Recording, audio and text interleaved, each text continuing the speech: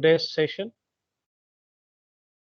we are currently dealing with second unit, Indian Contract Act 1872, in continuation of unit 1 only, general contracts. The chapter with which we are dealing currently is discharge of contract, and today we will have its new question. Let's have the question first. In which circumstances or in which situations or cases party get discharged from the contract by impossibility? By impossibility. Discuss. So what are the ways in which the parties get discharged from the contract, and the method is impossibility. So we will discuss this question in detail. What are the various ways in which the parties get discharged from the? अब आज जो हम detail में चर्चा करने वाले हैं ना दोस्तों, वो है डिस्चार्ज बाय इम्पॉसिबिलिटी। इसकी हम डिटेल में चर्चा करने वाले हैं। इम्पॉसिबिलिटी की बेसिकली है ना दो प्रकार है। There are two types of impossibility. वो समझने से पहले इसका बेसिक कंटेंट समझते हैं। एज पर सेक्शन 56 ये क्या है। So impossibility of performance is also one of the mode of getting discharge from contract. ये भी एक तरीका है जिस तरीके से आपको कॉन्ट्रैक्ट में से छुटकारा मिल सकता है, आपको कॉन्ट्रैक्ट में से मुक्ति मिल सकती है। ये भी एक तरीका है, मेथड है। सेक्शन 56 एग्जैक्टली क्या कहना चाह रहा है sir? An agreement to do an act impossible in itself is void. An agreement to do an act in impossible in itself is void. इसका बेस्ट एग्जांपल मैंने आपको पहले बहुत बार दिया हुआ है। तू कहे तो तेरे लिए चांद तारे तोड़ लाऊं। सर ये एक्ट अपने आप में ही इम्पॉसिबल है। An act impossible in itself is void. इसे हम वॉइड एग्रीमेंट मानेंगे। दोनों पार्टीज जानते हैं sir the act is impossible to perform. यहाँ परफॉर्मेंस देना भी चाहो तो नहीं दे सकते, क्योंकि दोनों को मालूम है। This agreement is consider as void agreement. What is void agreement?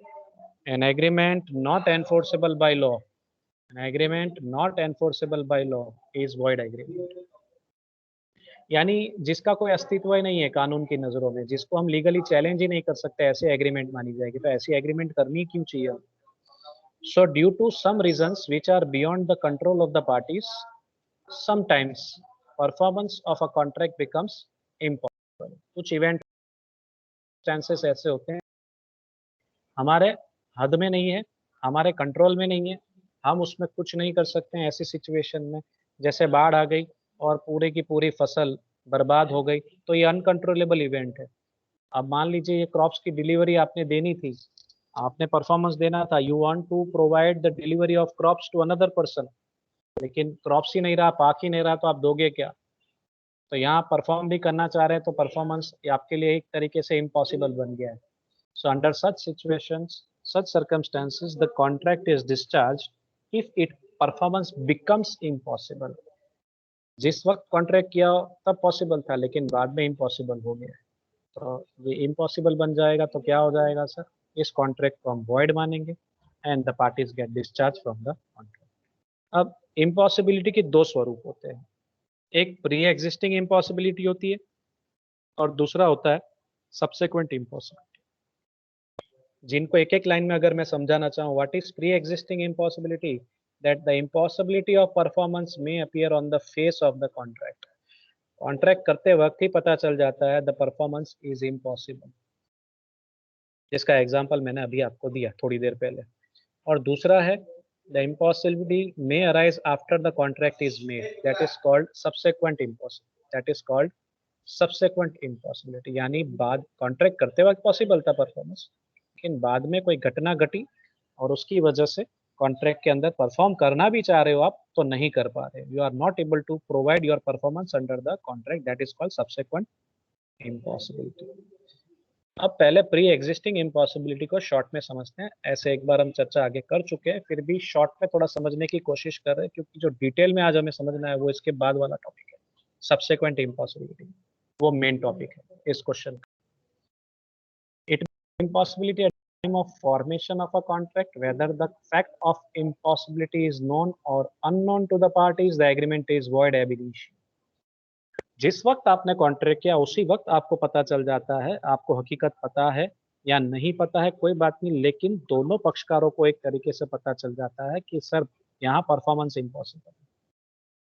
कभी कभी दोनों को पता होता है परफॉर्मेंस इम्पॉसिबल है, कभी कभी कॉन्ट्रैक्ट करते वक्त नहीं पता होता है, लेकिन बाद में पता तो चलना ही है कि सर ये तो इम्पॉसिबल है। वैसी एग्रीमेंट को वॉइड माना जाएगा, वॉइड एब इनिशियो माना जाएगा, means void from the beginning, शुरुआत से ही एग्रीमेंट वॉइड मानी जाएगी, यानी ये एग्रीमेंट का कानूनी नजरों में कोई अस्तित्व नहीं है, ये वॉइड एग्रीमेंट है, लीगली चैलेंज भी नहीं कर सकते कोर्ट में जाके। एग्जाम्पल्स मैंने आपको दिए हुए, फिर भी एक बार रिपीट कर लेते हैं। Hrithik agrees with Preeti to discover a treasure by magic, this agreement is void known to both the parties, दोनों पक्षकारों को अच्छे से पता है कि कोई भी बंदा दूसरे बंदे के लिए जादू करके खजाना ढूंढ के लाने की अगर प्रॉमिस कर रहा है, एग्रीमेंट कर रहा है ऐसे, तो ये एग्रीमेंट व्यर्थ है, वॉइड है, इनवैलिड है। दोनों को पता है कि अगर जादू खजाना पूरे देश के अंदर,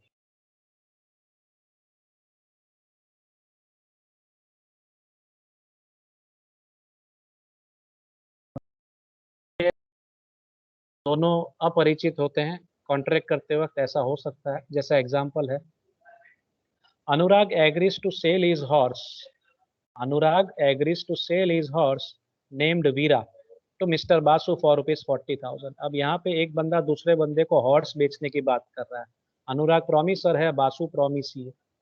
तो यहाँ पे अनुराग कह रहा है कि वीरा नाम का घोड़ा मैं आपको 40,000 में बेचने के लिए डन करता हूँ, एग्री करता हूँ।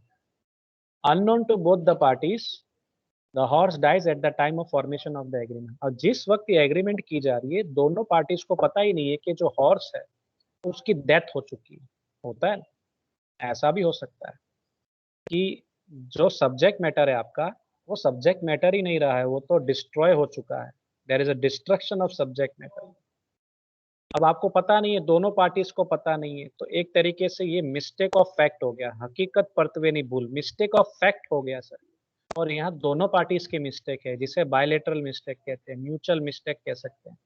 सो this agreement becomes void due to mutual mistake of fact unknown to both the parties, दोनों पार्टीज को नहीं पता है कि horse is no more, subject matter ही नहीं रहा।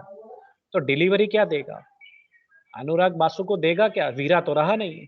हाँ, वीरा की जगह बादल हो सकता है, शेरा हो सकता है, दूसरा घोड़ा हो सकता है, लेकिन वीरा नहीं हो सकता, क्योंकि Veera is no more, subject matter is no more, unknown to both the parties, दोनों को वापस पता नहीं और कॉन्ट्रैक्ट कर दिया, ऐसी सिचुएशन। तो ये वॉइड एग्रीमेंट मानी जाएगी, और ये due to impossibility of performance both the parties get discharge from the contract. अब हमें जो डिटेल में डिस्कस करना है वो सेकंड मेथड, सेकंड मेथड की सब मेथड्स है जिसकी आज हम डिटेल में चर्चा करने वाले हैं। दूसरी मेथड है सबसेक्वेंट और सुपरवेनिंग इम्पॉसिबिलिटी। अब तक ट्रेलर था, फिल्म अब शुरू हो रही है, यहाँ से आपका बेसिक आंसर शुरू होता है, यूँ समझ लीजिए।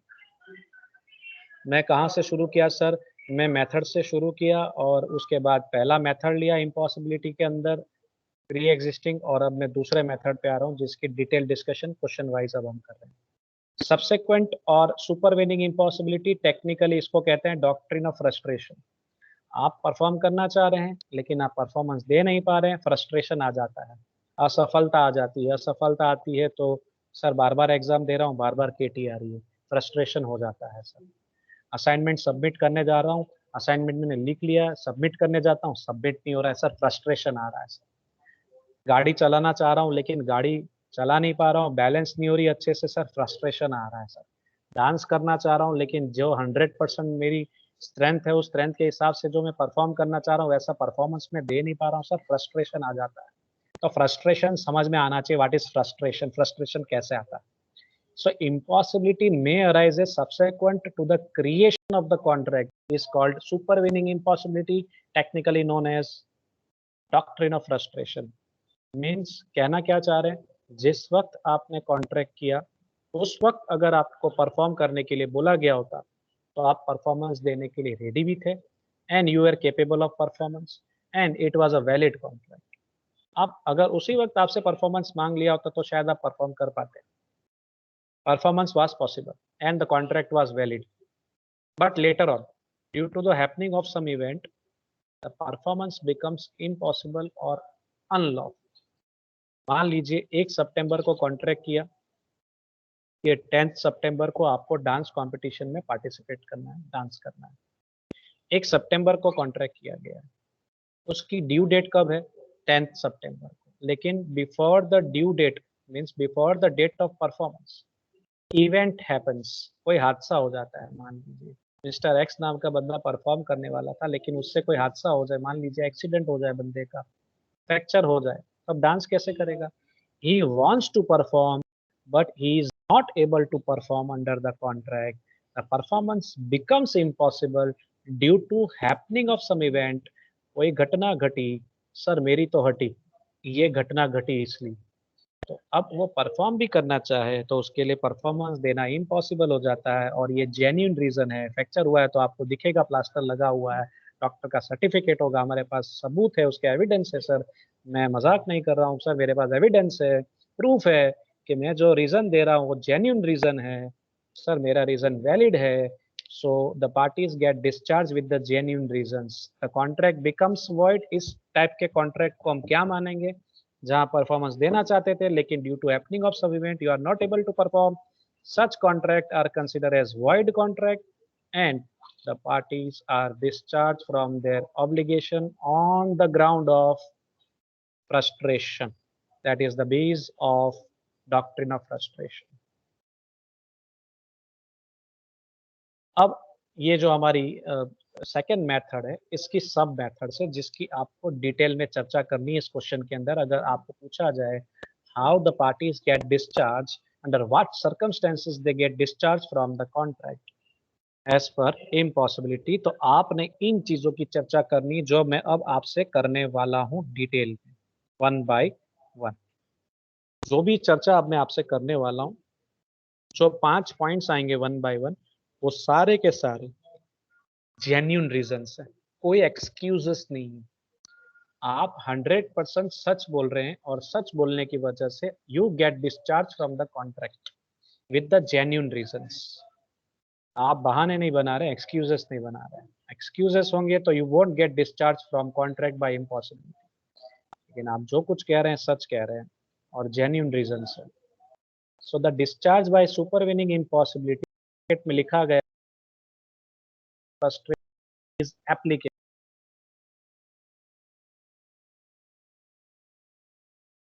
कर डिस्चार्ज का कॉम्पेंसेशन पे नहीं करेगा। हम क्या चर्चा करने जा रहे हैं? अब जो भी हम रीजंस देखने वाले हैं वन बाय वन, वो सारे के सारे जेन्युइन रीजंस है। वो आप सही बोलने की कोशिश कर रहे हैं, आप बहाने नहीं बना रहे हैं। तो अगर आप सही हैं, आप जेन्युइन रीजंस दे रहे हैं, तो आप डॉक्ट्रिन ऑफ फ्रस्ट्रेशन का उपयोग करके अपने आप को डिफेंड कर सकते हैं, बच सकते हैं। कॉन्ट्रैक्ट में आपकी फ्यूचर कोई लायबिलिटी बनती नहीं है। जैसे मान लीजिए स्टूडेंट क्लास में लेट आता है, तो मैं ज़्यादातर पूछता हूँ क्यों भाई लेट हो गया आज आपको? तो अब 2 प्रकार के आंसर हो सकते हैं, एक जेन्युइन आंसर हो सकता है, दूसरा एक्सक्यूज हो सकता है। अगर बंदा जेन्युइन जवाब दे देगा, सर आज मैं उठा ही लेट था, माफ़ी चाहता हूँ, इसलिए लेट हो गया। चलिए ठीक है, आपने जेन्युइन रीज़न बताया, मुझे अच्छा लगा। You get discharge from contract, मैं आपको कॉन्ट्रैक्ट में से मुक्ति देता हूँ। ठीक है, चलिए कोई बात नहीं, बैठ जाइए। लेकिन आप एक्सक्यूज़ निकाल रहे हो सकता है आप सही भी हो, उसमें गलत भी हो, पर ज़्यादातर एक्सक्यूज़ ही होता है। दूसरा बंदा यूँ कहता है, लेट आया बंदा यूँ कहता है कि सर पंचर हो गया था गाड़ी में, इस वजह से लेट हो गया। अब मान लीजिए उसने झूठ बोला है, तो मैं इसे एक्सक्यूज़ मानूँ। अगर वो झूठ है तो सही भी हो सकता है, सही होगा तो जेन्युइन हो जाएगा। लेकिन अगर उसका एक्सक्यूज़ है, बहाना है, झूठ बोल रहा है, तो सर उसको कॉन्ट्रैक्ट में से छुटकारा नहीं मिलेगा। He won't get discharge from contract. He is supposed to perform under the contract, he won't get discharge from the contract. तो अब मैं देखता हूँ जेन्युइन रीजंस कौन से हैं। The performance of a contract may become subsequently impossible due to happening of some event। वो happening of the event कौन कौन से हो सकते हैं? कौन सी ऐसी घटना घटी कि सर मेरी तो हटी? ये सारे जेन्युइन रीजंस हो सकते हैं जो अब आप बता रहे जा रहे हैं, और यहाँ अगर ये जेन्युइन रीजंस है तो यहाँ से आपको कॉन्ट्रैक्ट के अंदर परफॉर्मेंस देने की जरूरत नहीं है, आप अपने को बचा सकते हैं। You get defend your self and you get discharge from the contract. तो पहला रीजन है, सर कह रहा है डिस्ट्रक्शन ऑफ सब्जेक्ट मैटर।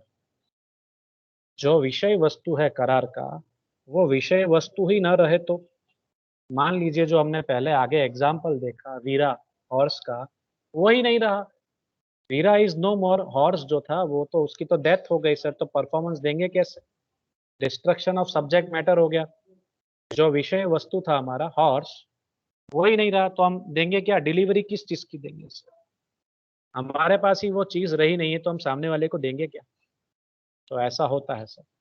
तो इसके अंदर आपका कंटेंट क्या होगा sir? When the subject matter of a contract is destroyed, when the subject matter of a contract is destroyed after the formation of the contract without the fault of either party, means the event is uncontrollable, the contract becomes void. Contract becomes void. Subject matter ही अगर उसका destruction हो जाए contract करने के बाद की बात है, कॉन्ट्रैक्ट किया उस वक्त सब बराबर था, लेकिन ड्यू डेट ऑफ परफॉर्मेंस से पहले सब्जेक्ट मैटर अगर डिस्ट्रॉय हो जाता है तो sir it's an uncontrollable event, हमारे हाथ में नहीं। जैसे बाढ़ आई और सारे क्रॉप्स बह गए, नाश हो गया, सब्जेक्ट मैटर डिस्ट्रॉय हो गया, तो अब हम करेंगे क्या सर? हम डिलीवरी क्या देंगे? कौन से क्रॉप्स देंगे? अब हमारे पास ही क्रॉप्स नहीं है तो हम सामने वाले को देंगे क्या सर? इनमें दो पार्टीज का कोई फॉल्ट नहीं है, either of the party is not having any fault, so in such circumstances the contract becomes void, ये void बन जाता है, the contract becomes void, both the parties get discharged from the contract। इसके ऊपर एक landmark case है, उसकी चर्चा मैं आपसे करना चाहता हूँ, इस पॉइंट के अंदर आता है, डॉक्ट्रिन ऑफ फ्रस्ट्रेशन से जुड़ा हुआ ये केस है। तो केस का नाम है टेलर वर्सेस कार्डवेल, 1863 का केस है। टेलर वर्सेस कार्डवेल का केस समझने की कोशिश करते हैं। A musical hall was agreed to be let out for a series of concert on certain dates, but before the date of first concert the hall was destroyed by fire।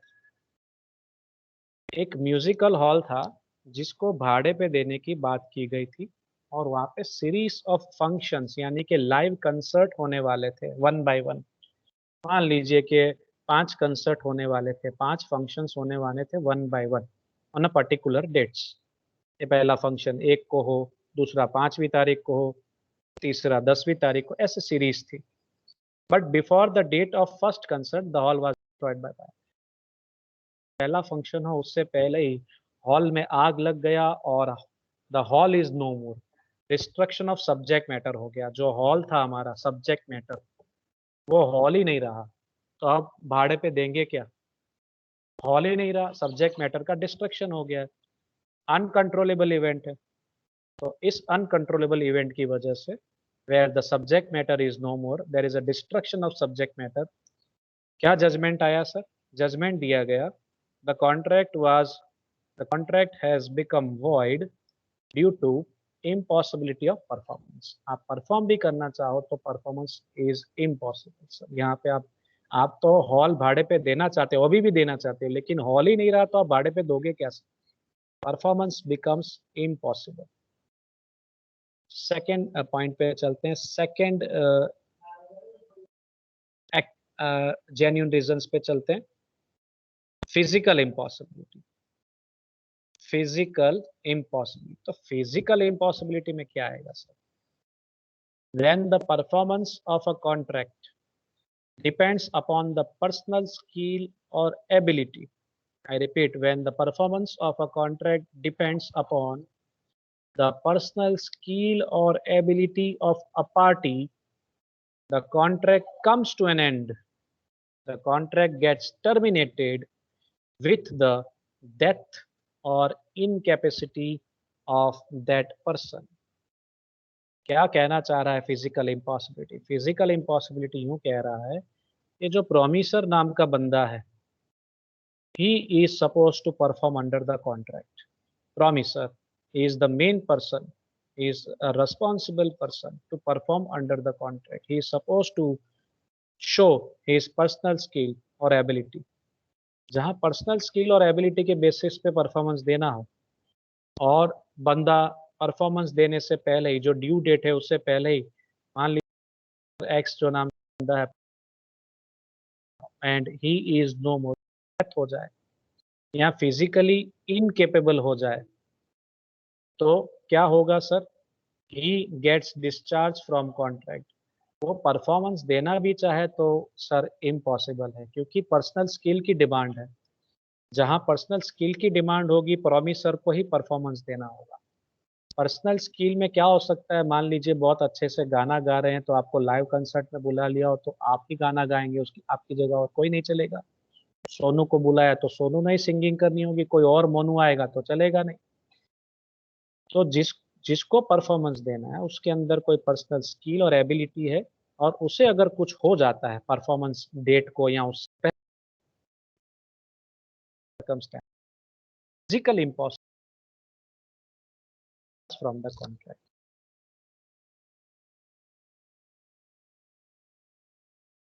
A singer agreed to perform in a live concert on a particular day। मान लीजिए mister रफ्तार ने एक singing live concert के अंदर performance की promise की। मान लीजिए 15 सितंबर को परफॉर्मेंस देना है, 15 सितंबर।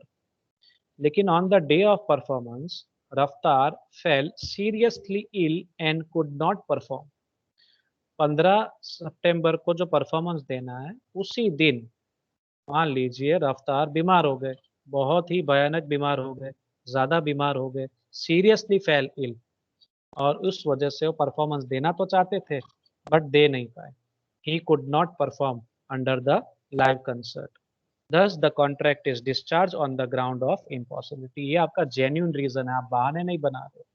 आपको वहां प्रूफ देना पड़ेगा, मेडिकल सर्टे वगैरह देना पड़ेगा कि भाई सीरियसली बीमार थे, हॉस्पिटलाइज करना पड़ गया था वगैरह वगैरह वगैरह। अगर आपका रीजन जेन्युइन है then the contract is discharge on the ground of impossibility. आप यहाँ पे बच सकते हो। Doctrine of frustration is not at all applicable in this case. Sir legal impossibility,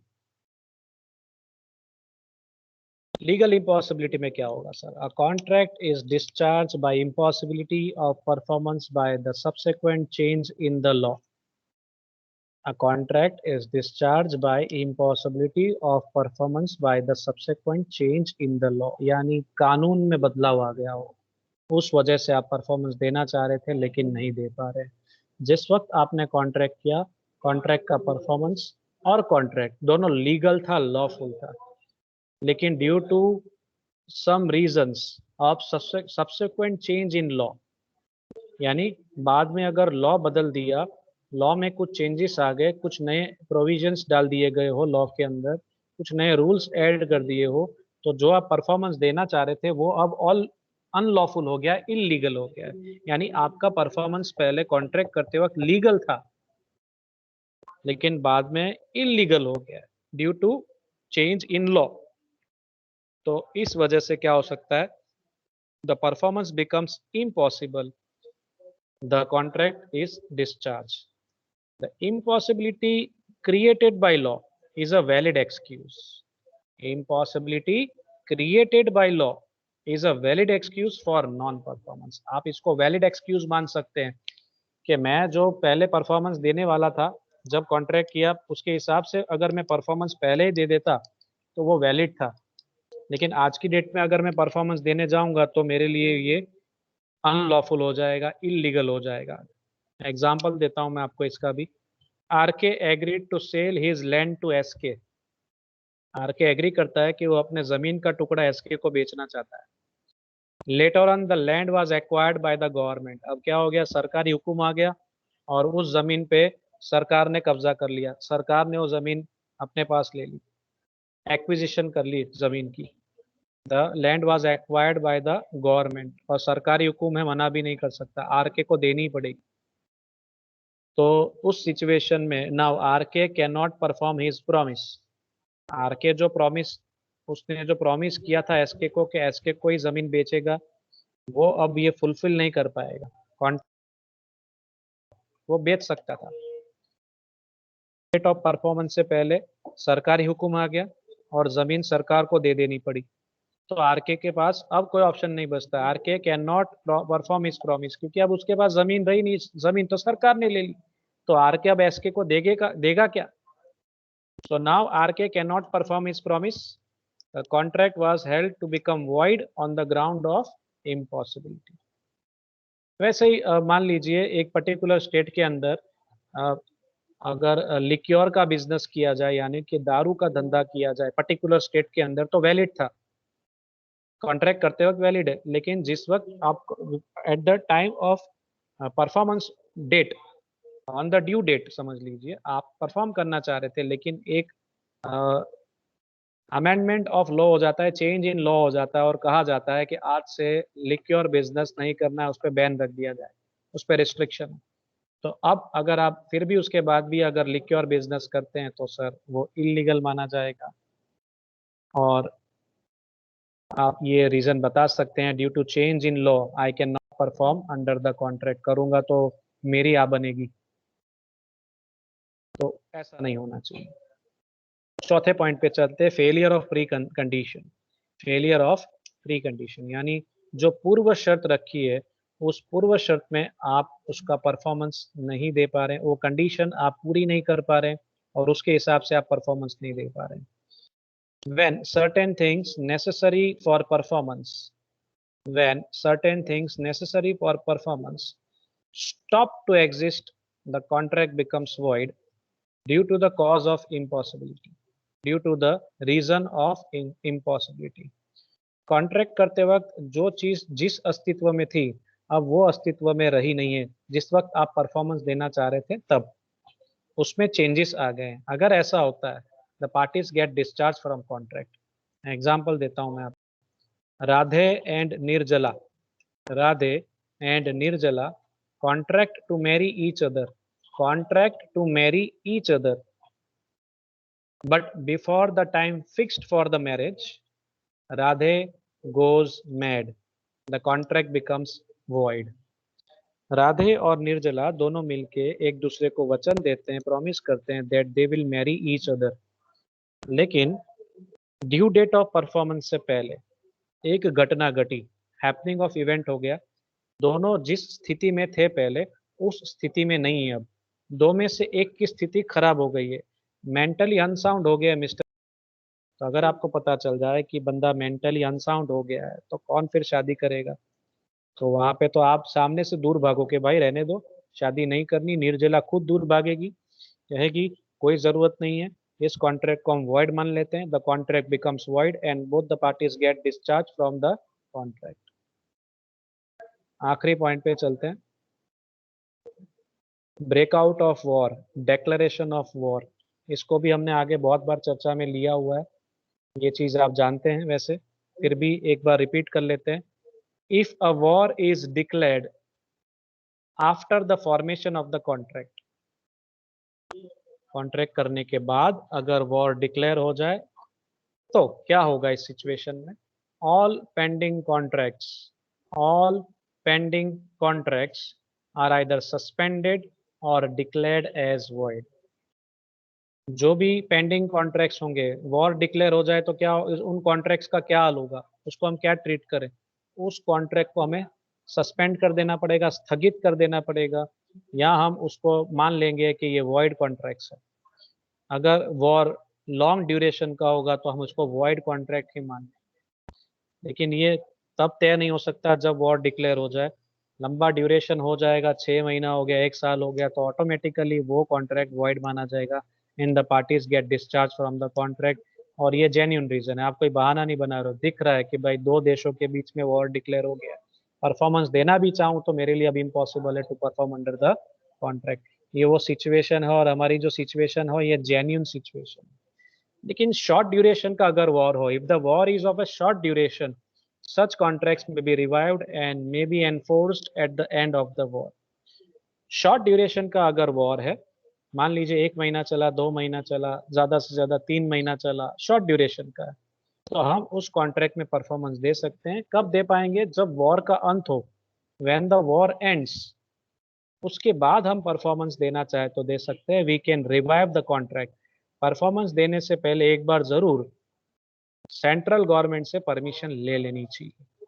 central government permission दे तो आप परफॉर्मेंस दे सकते हैं। सिंपल सा पॉइंट है। सो यहाँ पे 5 जेन्यून रीजंस हमने देख लिए These are the 5 genuine reasons through which you can get discharged from contract by impossibility.